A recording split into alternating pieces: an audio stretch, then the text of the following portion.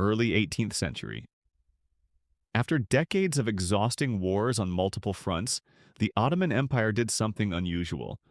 It paused. Cannons fell silent, borders stabilized, and for the first time in generations, peace was not a temporary break but a strategic choice. That pause began in 1718 with a treaty that quietly reshaped the empire's priorities. The Treaty of Passarowitz marked a decisive moment in Ottoman history.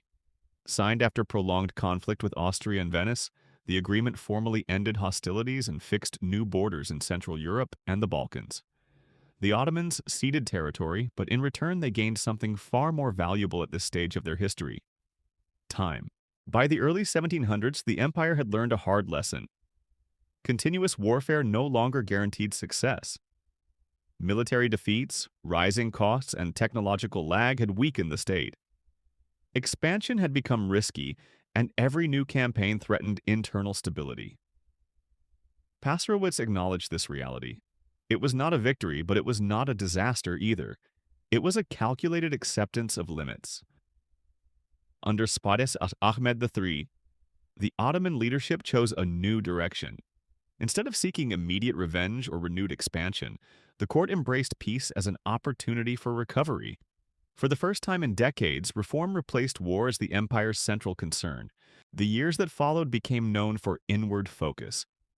Resources once consumed by armies were redirected toward administration, diplomacy, culture, and economic repair. The state began asking new questions. How could it govern better? How could it modernize without losing identity? How could it survive in a changing world? Ahmed III ruled during a transitional age. He was not a conquering sultan nor a passive one. His strength lay in delegation and adaptation. Real authority increasingly rested with his Grand Vizier, a skilled administrator who believed that the empire's future depended on reform rather than force. Peace made reform possible. With borders relatively secure, the government could concentrate on restoring order within the empire. Tax collection was reorganized, corruption addressed, and provincial governance tightened. The aim was not revolution, but efficiency, making the existing system work better. Diplomacy also took on new importance. Rather than confronting Europe through war, the Ottomans engaged it through negotiation. Permanent embassies were sent abroad, especially to major European capitals. For the first time, the empire systematically studied its rivals, not just their armies, but their institutions, technologies, and culture.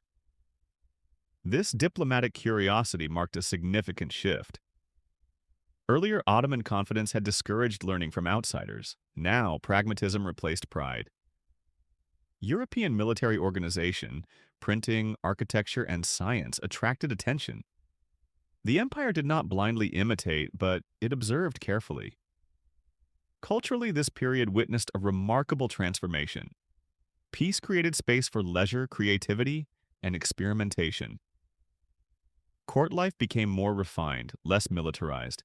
Gardens, palaces, and public spaces were built or renovated. Art and poetry flourished, reflecting a mood very different from the urgency of wartime. Istanbul became the center of this renewed cultural life. The capital saw new architectural styles influenced by Europe but adapted to Ottoman taste. Social life expanded beyond the palace, and public celebrations became more common. This era symbolized confidence, not of conquest but of civilization. Economically, peace stabilized trade. Merchants benefited from safer routes and predictable taxation. Although the empire no longer dominated global trade as it once had, regional commerce revived. Markets recovered, and state revenues became more reliable. The printing press, long resisted, slowly gained acceptance. While tightly controlled, its introduction reflected a willingness to adapt. Knowledge circulation increased even if cautiously. Education, especially among elites, began to broaden. However, this inward focus was not without critics. Some military factions viewed peace as weakness. Others feared that cultural openness threatened tradition. Reform always creates resistance, and the Ottoman Empire was no exception. Yet the leadership understood the risk of inaction. The world was changing. European powers were advancing through technology, organization, and finance. Without reform, the empire risked falling further behind. Peace was not surrender, it was strategy. The period after Passarowitz is often remembered as calm, but it was also fragile. Stability depended on balance between tradition and change, authority and innovation. The state moved carefully, aware that sudden transformation could provoke backlash. That backlash eventually came. Social tensions, economic pressures, and dissatisfaction among conservative groups would later erupt, ending this peaceful phase. But for over a decade, the empire experienced something rare, a chance to breathe. In historical terms, this era proved an important lesson. Empires do not survive by war alone. Adaptation, reform, and self-examination are equally vital. The Ottomans did not abandon their identity, they adjusted their priorities. Passarowitz symbolized acceptance. The empire acknowledged that it could no longer expand endlessly. Instead, it focused on preserving strength through governance and culture. This shift did not reverse decline, but it slowed it and reshaped it. For Ahmed III and his administration, peace was a tool. It allowed them to experiment, modernize cautiously, and reconnect the state with society. While not all reforms endured, the mindset they introduced would influence future generations. Later reformers would look back on this period as an early attempt at modernization, imperfect, limited, but necessary.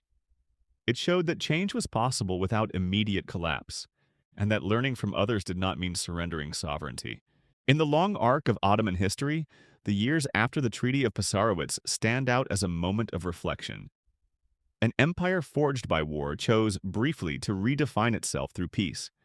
The cannons rested, the borders held, and inside the empire a quiet transformation began. It was not the end of struggle, but it was a rare pause before the next chapter.